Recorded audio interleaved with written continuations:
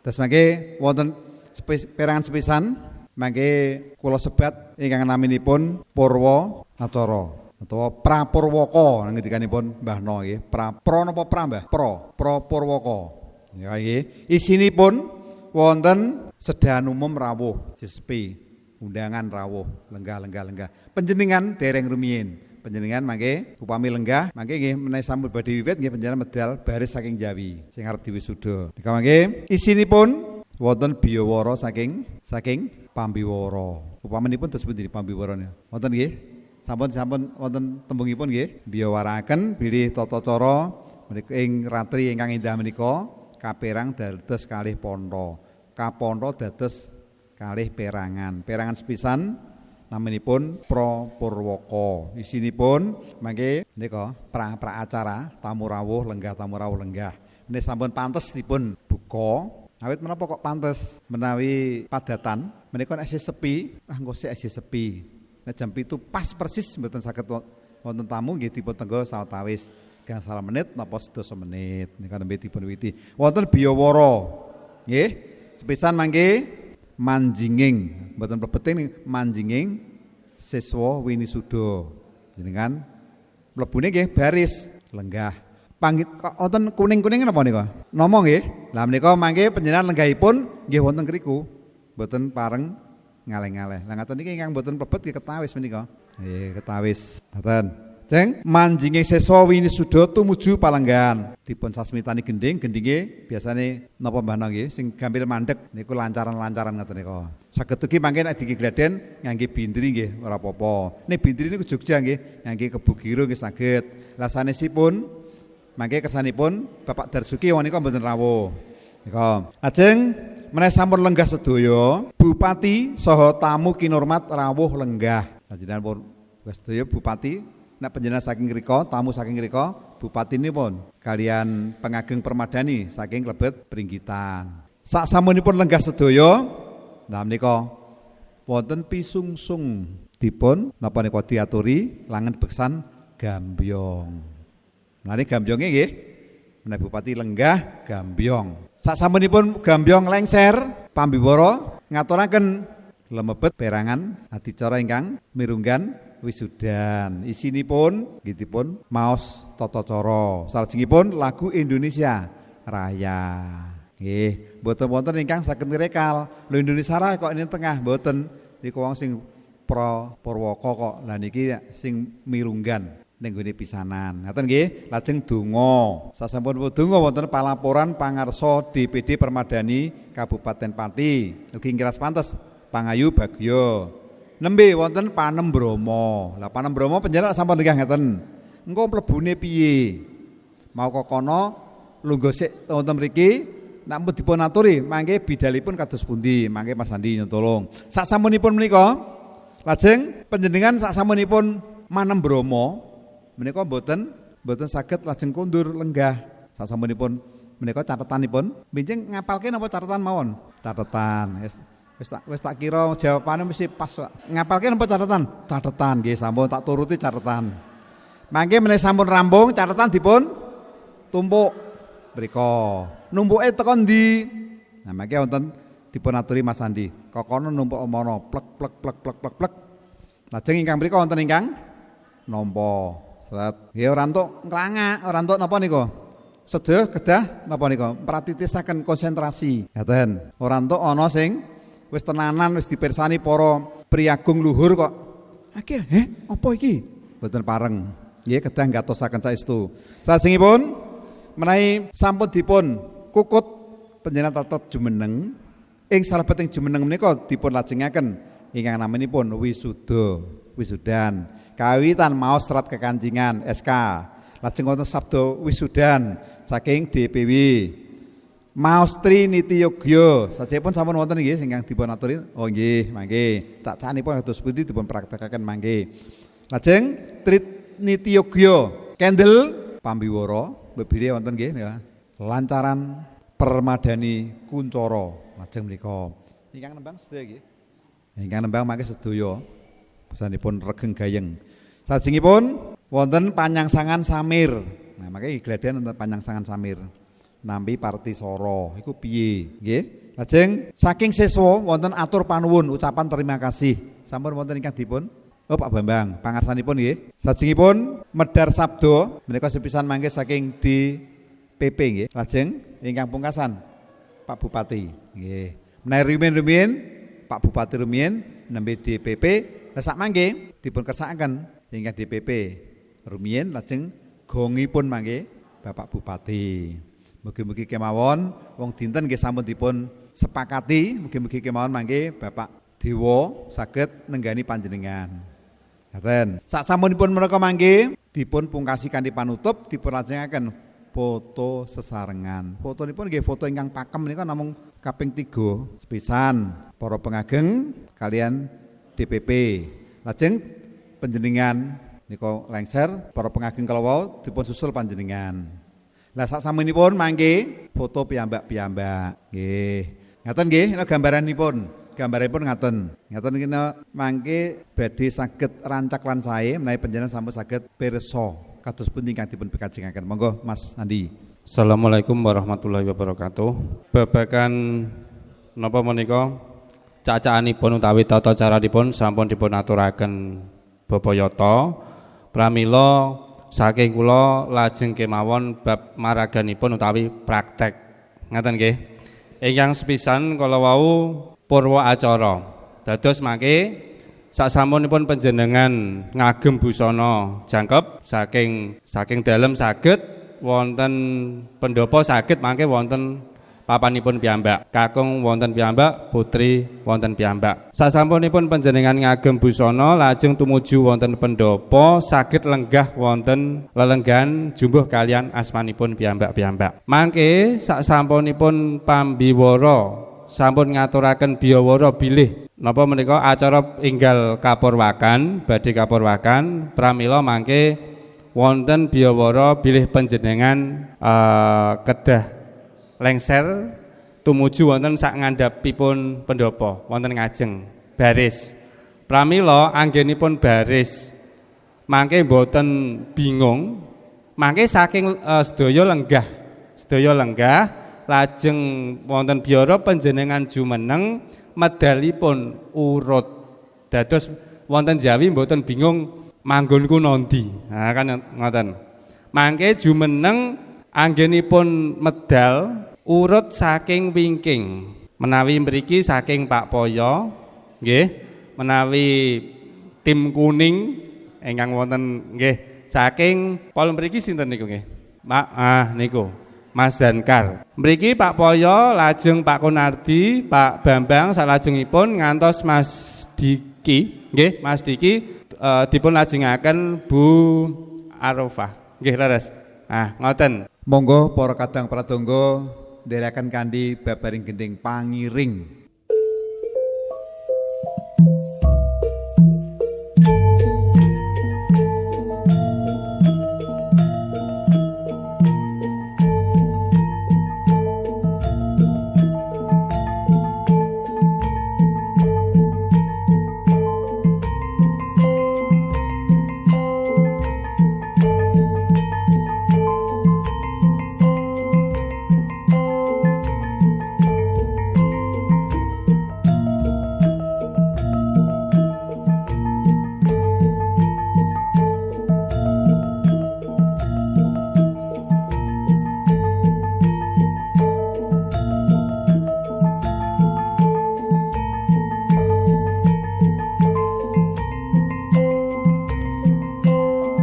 Ingkang Bapak ngapurancang asta kiwa wonten nginggil. Bapak, Ibu ingkang ngeten.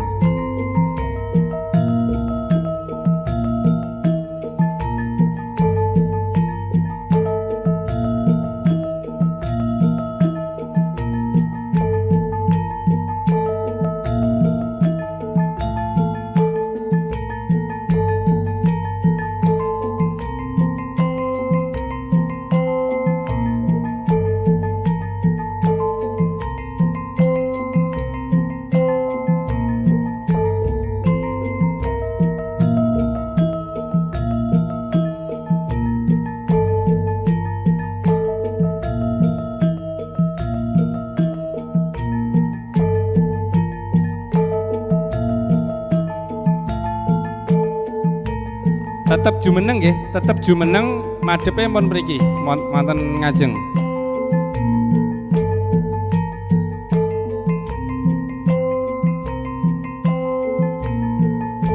Ngapurancang tangan kiwa wonten nggigil ngeten, tangan kiwa.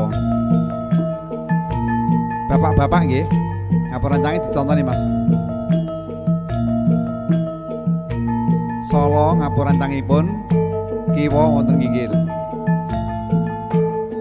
Sing bapak nggih, nek ibu tetep kados niku.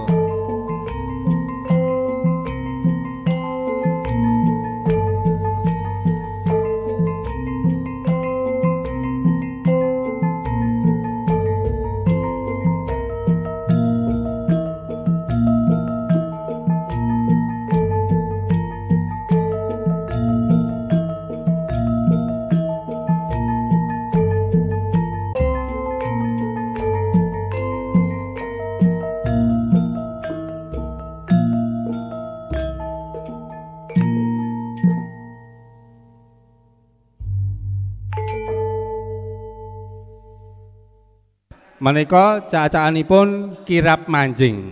Lajeng mangke nenggo saking pambiwara. Salajengipun Bupati Pati Bapak Haji Sudewo STMT tuwin para tamu kinurmat siaga rawuh ing sasana wisudan. Para ingkang samiya lenggah kula dherekaken jumeneng. Para tamu kaaturan lenggah malih ing palenggahan sekawit. Kawis tinggal para tamu sinedahan sampun satata lenggah. Salajengipun pisungsung langen beksan gambyong pare anom ingkang katindakaken dening para kadang saking SKB Pati dipun pangarsani dening Ibu Sri Kartini MM saha kagladi dening kanthi mardi kaning tias sumangga nun kula dherekaken sugeng hamirsani. Pre-memori. Assalamualaikum warahmatullahi wabarakatuh. Om Swastiastu, Namo Buddhaya, Salam Kawilujengan. Nuwun tentrem rahayu nugroho sih wilasaning Gusti ingkang maha welas maha asih. Sani tiasa langgeng tumedhak tumanduk sumondo sumanding lumuntur lumintir dumateng jiwangga panjenengan sedaya dalasan kula waradin sagung dumadi raharja rahayu niskala satuhu. Salajengipun tumapak tata cara mirunggan wisudan katur dumateng para tamu sinedahan ingkang satuhu pantes hanampi sagunging pakurmatan Bupati Pati Bapak Haji Sudewo STMT, Komandan Kodim Kabupaten Pati, Kapolresta Pati, Pangarso Tomo Dewan Pengurus Pusat Permadani, Pangarso Dewan Pengurus Wilayah Permadani Provinsi Jawa Tengah, Kepala Dinas Pendidikan dan Kebudayaan Kabupaten Pati, Kepala Dinas Kepemudaan Olahraga dan Pariwisata Kabupaten Pati, Kepala Badan Kesbangpol Kabupaten Pati, Pangarso Dewan Pengurus Daerah Permadani Kabupaten Pati, Kabupaten Rembang, Kabupaten Blora, Kabupaten Kudus, saha Kabupaten Jepara. Dumateng para kadang winisuda saha kaluwarga ingkang satuhu bagya mulya sarta para ingkang samya rawuh ingkang boten sinebat mboko setunggal sedaya kula hormati. Langkung rumiyin sumangga hangaturaken puja puji syukur kunjuk ngarsa dalem Gusti ingkang murbeng dumadi maha welas maha asih. Inggih awit lumunturing sih kanugrahan ingkang awujud kawilujengan karahayon tuwin kasarasan satemah ing titi kalenggahan menika Panjenengan sedaya mewah kula saged nyawiji kempal manunggal ambabar bingar wonten ing sasana wisudan ngriki kanthi rahayu tanpa reridu wilujeng tanpa pambeng widodo niskala. Hanenggih kaleres ing ari pinilih tumpak palguna katiti surya kaping gangsal Juli warsa 2020 mapan ing madyaning gedung SKB Kabupaten Pati keadanan tata cara wisuda Purna Wiyata pawiyatan panatacara tuwin pamedar sabda permadani Kabupaten Pati Bergodo Eko Trinisat. Pramila sumangga para tamu kula dherekaken lenggah kanthi merdu mardikaning tias ngantos paripurnaning tata cara wisudan. Nuwun. Para tamu ingkang winantu ing Suka Rahayu. Tata cara kaeka hanenggih lagu Indonesia Raya dipun pandegani Ibu DRA Istiana MPD. Para tamu kaaturan jumeneng pre-memori. Para tamu kaaturan lenggah ing palenggahan sekawit. Salajengipun sinambung mangas tungkara pramila kasuwun dumateng Priagung ingkang tuhu lebda miwah putus ing reh pandonga Bapak Sutarmin SPD sumangga nun kula dherekaken pre-memori. Para tamu kakung miwah putri ingkang cinakret nugrahaning Gusti. Keparengna hang lajengaken laksitaning tata cara angka dwi nuwun inggih atur palapuran tuwin pambagya harja pangarsa permadani Kabupaten Pati dumateng Bapak Subawi MPD ingkang kepareng jumeneng kakanthi Bapak Siswanto saha Bapak Haji Rois SH sasono miwah kalodhangan nun kula dherekaken pre-memori. Sanggya para tamu sinedahan ingkang saduh karem ing ereh lestarining budaya adiluhung. Tata cara wus handungkap ingkang angka 3. Hanenggih kepiyaan Panembrama ingkang dipun paragani para kadang siswa permadani Pati Bergodo Eko Trinisat. Menika tandha yekti ketinggalan asiling seserepan sekar saha gending ing pawiyatan panatacara tuwin pamedar sabda permadani Kabupaten Pati. Kanthi bingah mardikaning tias sumangga nun kula dherekaken sugeng hamirsani. Menawi sampun wonten biyawara saking pambiwara bilih panjenengan majeng Manembrama pramila mangke panjenengan lajeng jumeneng. Mangke panjenengan ngasta Panembrama. Namung kemawon boten Panembrama menika. Mangke kula cetakke malih. Sebab awit mangke ingkang ngajeng benten kalian ingkang sanesipun. Sasampunipun wonten biyawara kados ngaten monggo kula aturi jumeneng sedaya. Majengipun kawiwitan saking wingking. Mrika sinten? Nika nggih sekawan lajeng disambung Pak nika. Baris nggih niku ingkang mrika kawiwitan Mas Diki. Mlampahipun saking samping pinggir. Mrika nggih mrika. Jret mriki lajeng mapan wonten mriki. Dados Mas Diki tengah. Nggih. Ingkang mrika sinten nggih? Mas Adib mboten rawuh nggih. Mangke ugi tengah. Dados mrika mriki mlampah sampun pirsa gambaripun nggih. Nggih. Lajeng mlampahipun awit Panembrama panjenengan asta saking lenggahan pramila napa mlampahipun.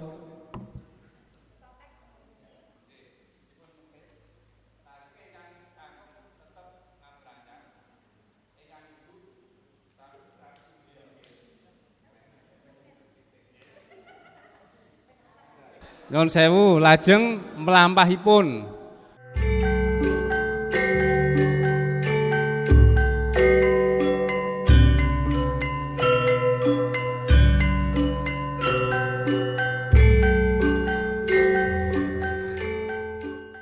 Sanggya para tamu sinedahan ingkang satuhu karem ing reh lestarining budaya adiluhung. Tata cara wus handungkap ingkang angka 3. Hanenggih kepiaan Panem Brama. Ingkang dipun paragani para kadang siswa Permadanipati Bergodo Eka Trinisat. Menika tandha yekti tetinggalan asiling seserepan sekar saha gending ing pawiyatan panatacara tuwin pamedhar sabda Permadani Kabupaten Pati. Kanthi mardu mardikaning tias sumangga nun kula dherekaken sugeng hamirsani.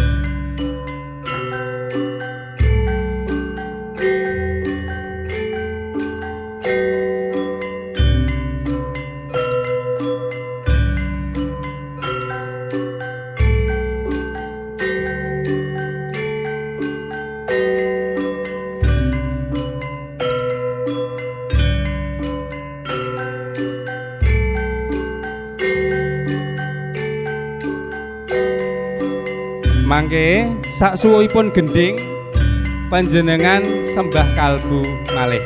Ngaten nggih. Nah, nenggo gending suwuk.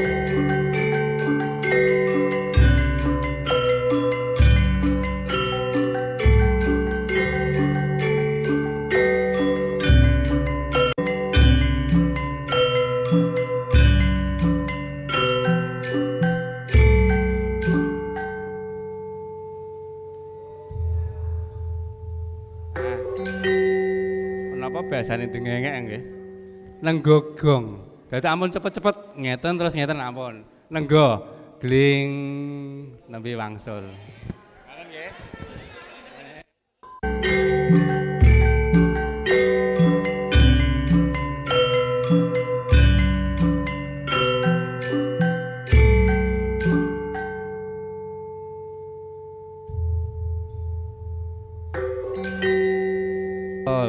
Sip.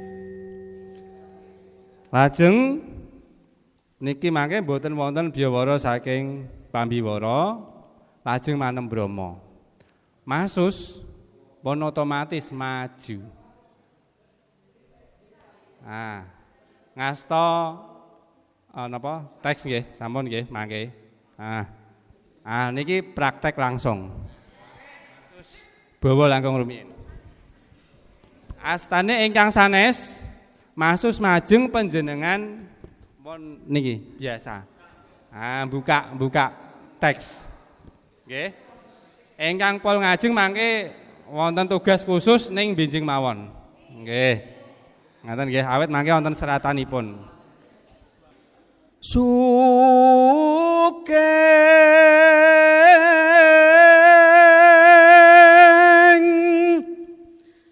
Driya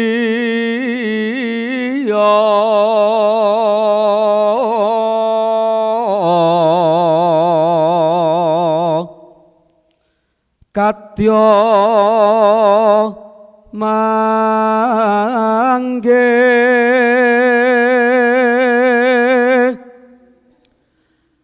ratna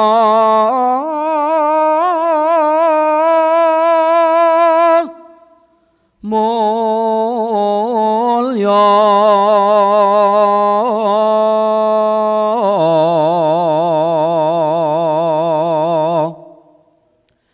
para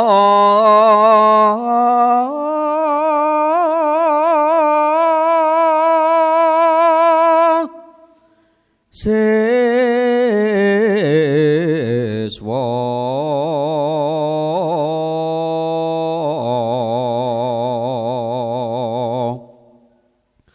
permadani winisuta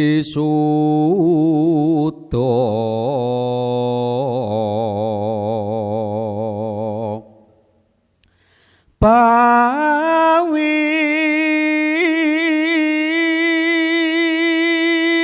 yatan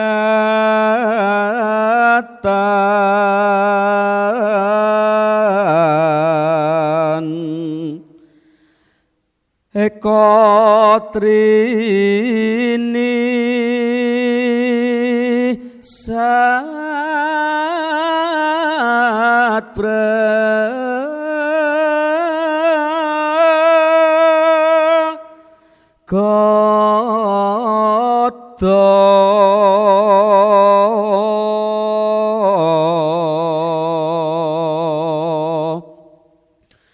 manem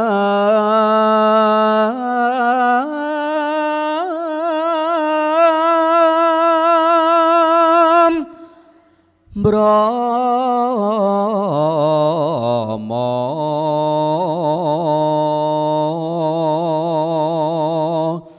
lan memuji mrewi tata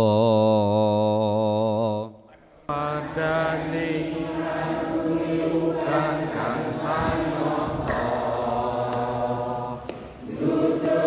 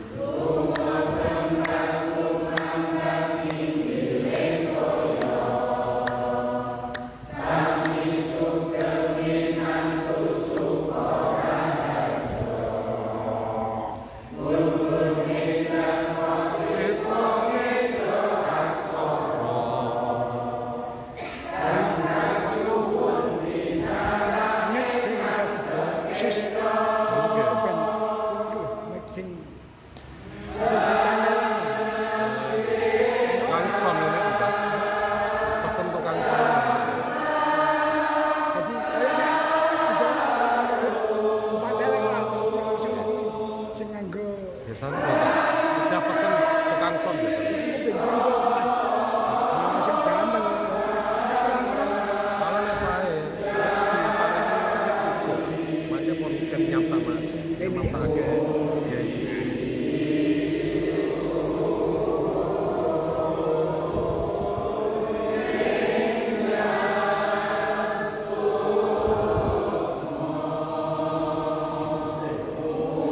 Mas duwe Masus saya. Sementara duwe Masus.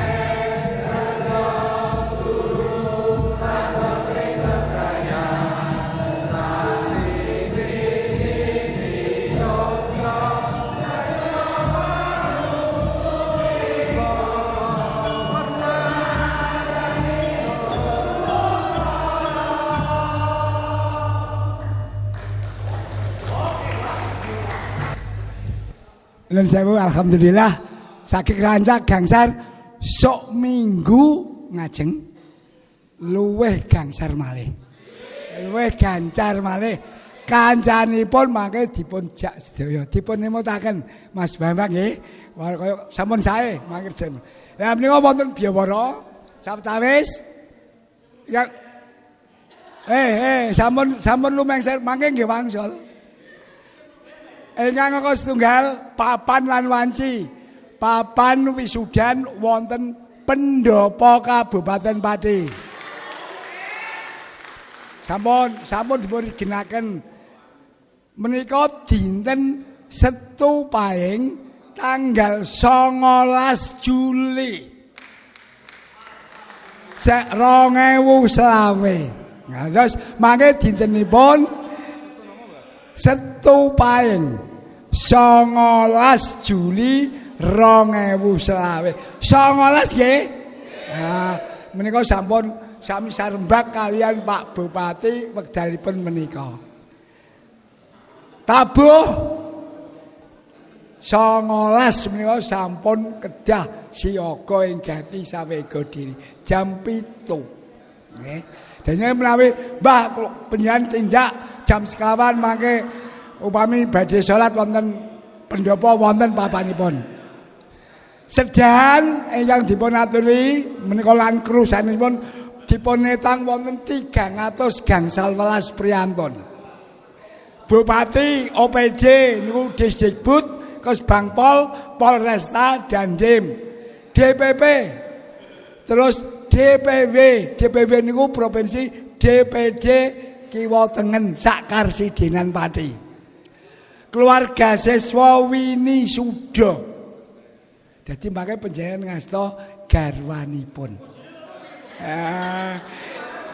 Gampang. Wong lho mbok dingel-ngel. Bojo mloro konsut sing menang melu aku lho. Tak gampang ha. Wes Mbak No iku ora kurang pawe karo bojone Mbak No. Wes sut.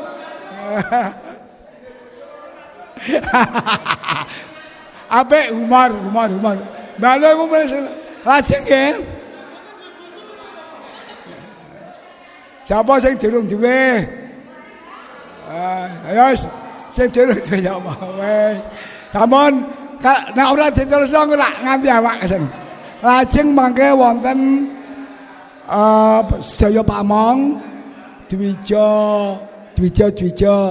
muda sing anyar-anyar kalian panitia.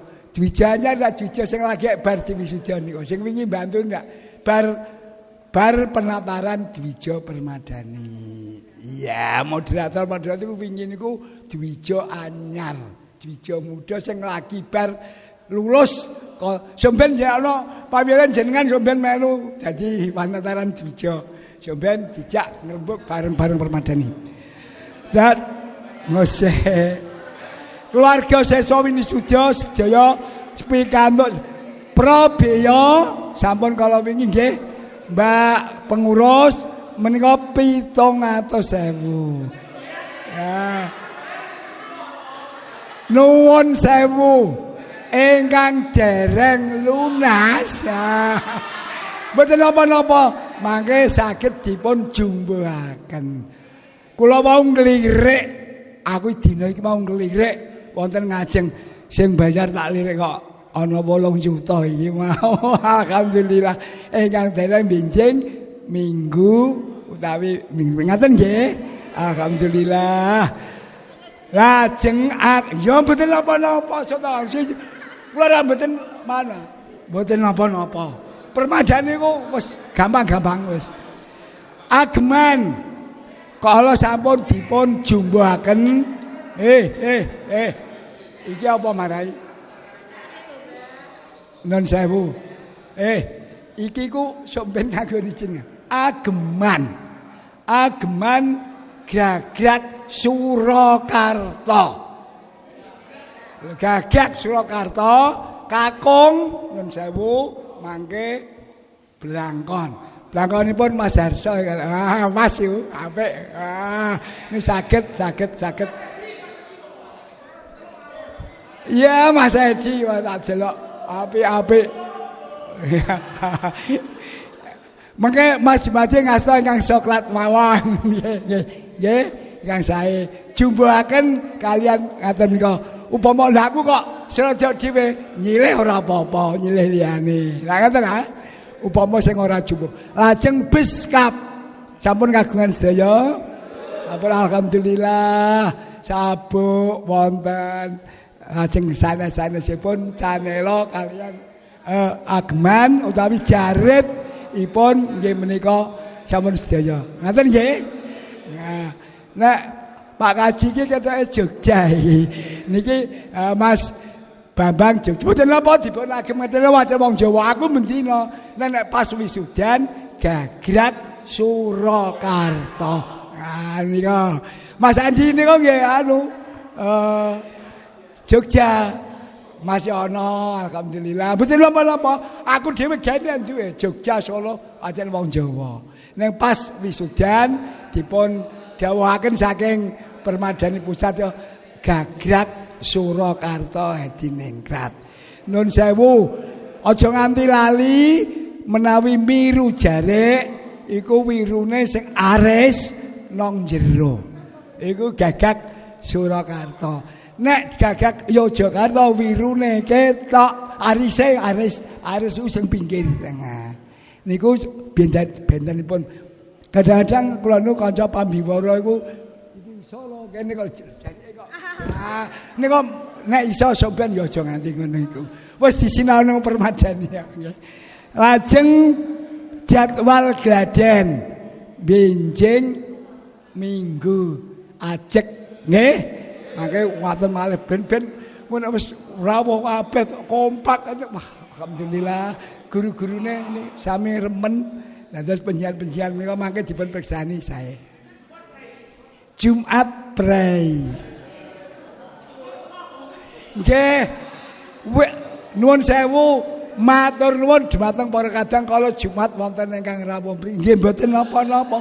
Seneng karo sekolahane, seneng karo gurune. Lah kula wingi dak mriki ya. Ngoten. Ya.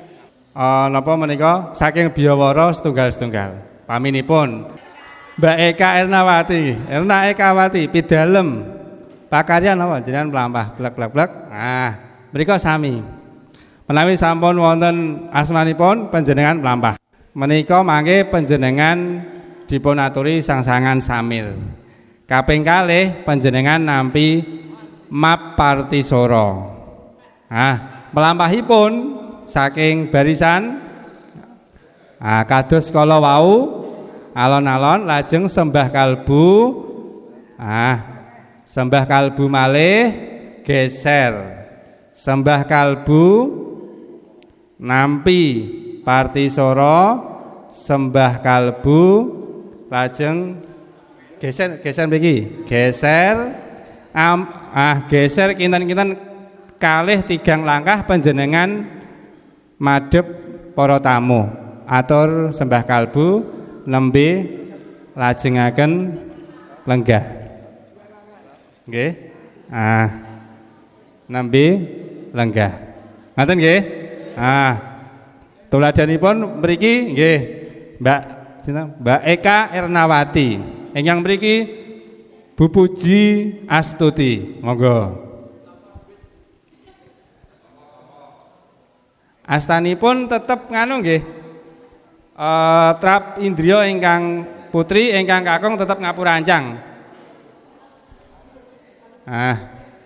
Lajeng Ibu Sri Wahyuni sinaosa mangke njumbuhaken Biawara panjenengan meniki monggo ingkang badhe njajal urut mawon.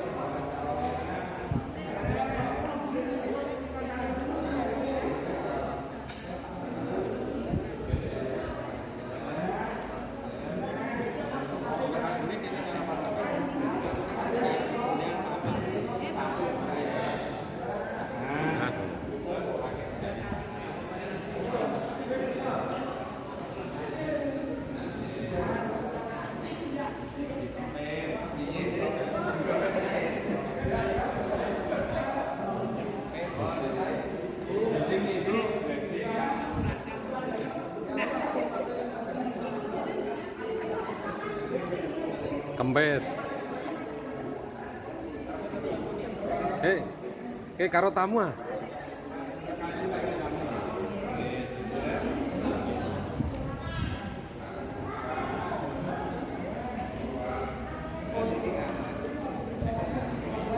Lho.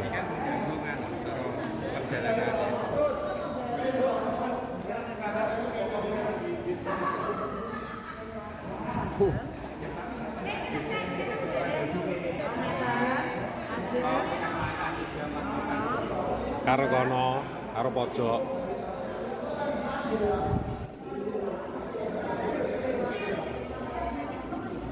Tek.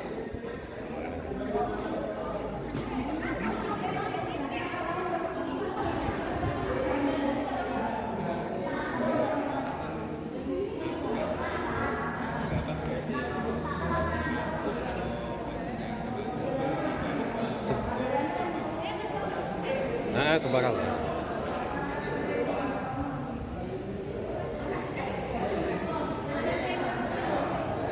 Kene karo kono. Nyapa tamu.